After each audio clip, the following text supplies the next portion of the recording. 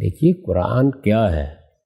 قرآن ایک پیغمبر اللہ تعالیٰ نے دنیا میں بھیجا، وہ خدا کا آخری پیغمبر تھا، اس نے اپنی قوم سے گفتگو کی ہے، وہ مکالمہ قرآن ہے۔ یعنی پورا قرآن یہی ہے۔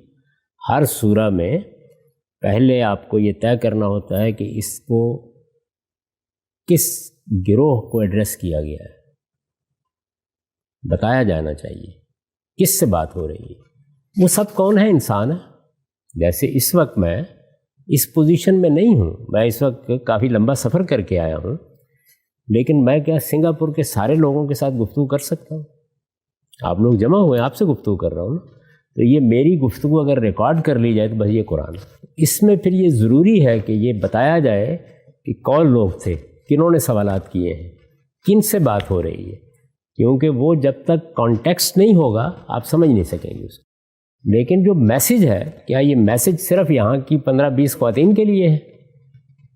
تو قرآن کا میسج یونیورسل ہے، قرآن کا ایڈریس یونیورسل نہیں ہے، ہو بھی نہیں سکتا۔ اگر اس کا ایڈریس یونیورسل ہوگا تو پھر وہ ایک بے معنی سی کتاب ہوگی جس میں زندہ چیزیں پیش نظر نہیں ہوگی ساری۔ تو آپ کو